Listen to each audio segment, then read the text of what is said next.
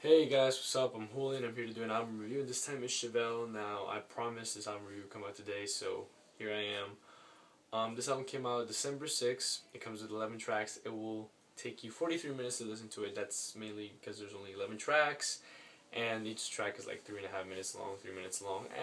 I prefer my albums to be in the 50-minute range, but it's cool with me. It's cool with me.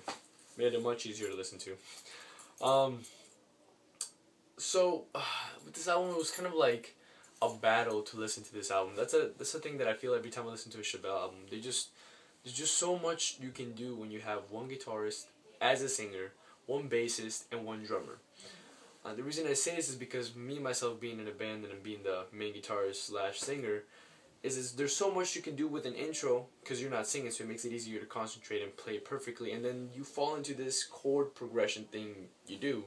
Unless you make another tablature and you kind of get used to it and you can sing while you play that. But most of the time, that's why you need a second guitarist to make your riffs sound better or more unique or different. Chevelle doesn't have that. It has a bassist, it has a guitarist, and it has a drummer. Once the lead singer of Chevelle slash guitarist does his little intro, he falls into the same chord progression deal. Now, they're not all the same chords and they're not all the same tuning, but he does just play chords after a while, and it makes each track feel like it hasn't changed. Like when I listen to this album as a whole, sometimes I didn't know which track was which track was which. I mean, it would just change and I didn't even realize, and that's when I was listening to it. Listen to the album as a pleasure, just putting on my headphones, doing whatever I was doing. When I did listen to it as a work review kind of deal, obviously I could tell each intro was different, and the singing is top notch. I mean, the singer is wow. His vocals are different. Okay, and that's what I love about Chevelle. And the fact the bassist is so talented, it works. Chevelle works as a band because of that. And there's no track here that sucks. And Chevelle has never had a track that sucks. Well, this type of thinking can do us in. That album really did not impress me at all. But other than that, every Chevelle album has always been amazing when it comes to songs. No song would I ever say, skip that shit. You know what I'm saying? But no song in this album was amazing either for me to go, that song, oh, that shit's amazing. Add that to my playlist or whatever. I just didn't feel it. You can definitely listen to this album as a whole, but I think it shines more if you pick out some songs that you like and shuffle them in with other music. Because if you listen to this album as a whole, you might get tired of it.